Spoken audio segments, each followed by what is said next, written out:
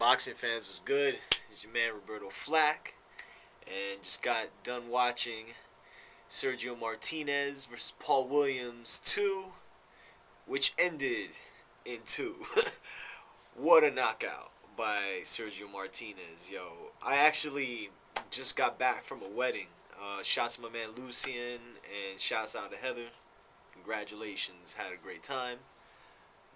Drove all the way from the beach, and was trying to get this to watch this fight. Got here right on time, and wow, right from the very beginning, Paul Williams was trying to get it in, trying to get it in early, and he was doing exactly what he always does and what I thought he would do, and he cuts he cuts the distance when he doesn't need to.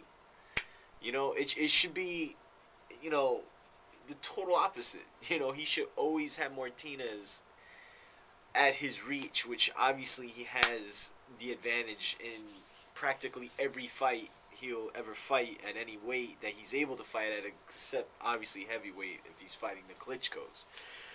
He fights inside, and then what happens? Martinez again proved that the dude is the real deal, man. He's a very, very crafty boxer, man. I mean, he caught Williams with a flush counter left hook, and Williams went straight down, was out cold, and I think this fight really did two things.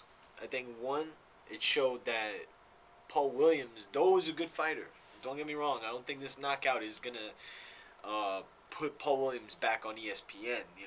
I don't think so. But this did two things. It proved, one, like I said, that Sergio Martinez is the real deal, and he's not a flash in the pan. He's now got victories over Kelly Pavlik, who at one point was the dangerous middleweight. He's knocked out now Paul Williams, and I want to say he's even knocked out Kermit Cintron. Fuck that. And, now he's being talked about in fights with Pacquiao and Mayweather, which obviously aren't going to happen. He's too big. That's just not the guy you want to put in there with even with guys as fast as Pacquiao and Mayweather. They just... Martinez isn't going to fight anywhere below I don't think he's going to fight at 154 anymore, obviously. And neither Mayweather or Pacquiao really can do anything at middleweight or at a high junior middleweight. So I think those are just... they're throwing names in there just for the sake of Martinez possibly being like the pound-for-pound number 3 fighter now. We'll see. We don't know I would put him there. But, phenomenal knockout. Knockout of the year. Without question. I picked Martinez to win this fight, but in no way, shape, or form did I even think he would knock Paul Williams out. Because I think through Paul Williams' fights, he seems like a durable guy. He's been in fights where in the first Martinez fight, and in the Quintana fight, and the Margarito fight, he looked he looked like a durable guy. But I think he just got caught with a perfect shot. I mean, I think Martinez lands that on any middleweight, and truthfully, maybe even a few super middleweights, and those dudes are gonna get hurt. I think he proved he's got power, man. Like, I think he's a very quick guy, very smart, very crafty, knows how to... he can read you really, really well, and that's what we saw, man. I mean, we saw it in 2 rounds. You got a second round knockout, man. I think he's definitely up for fighter of the year, man. I mean, without question. I mean, I would put my vote in. I mean, for what he's done with Kelly Pavlik and now Paul Williams, man, there's no denying that this dude is the middleweight champion of the world. So, what who should he fight next, man? I mean, there's really nobody in middleweight. I think. I mean, are they gonna do a rubber match now with with Williams and Martinez. I guess. I mean, makes sense.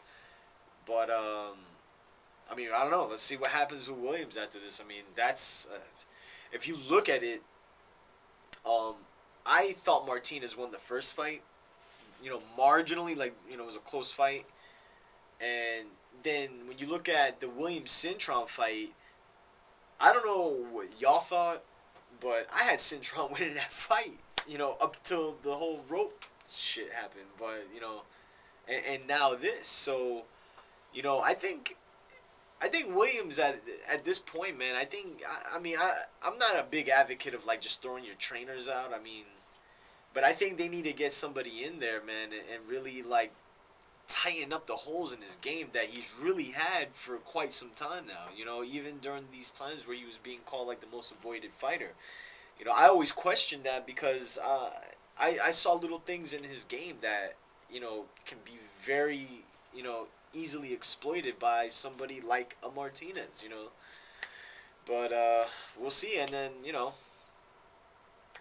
like I said, a rubber match is possible, I guess, but this was a devastating knockout, man. This was a big knockout. So let me know what y'all think, man.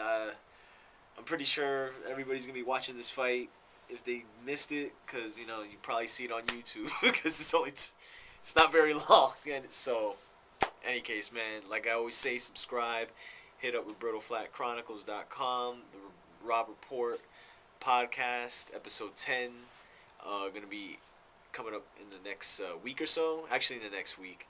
And like I said, man, I'll be back with more videos. And next week, Marquez Katsidas. I'll be talking about that soon. So stay up, man. Peace.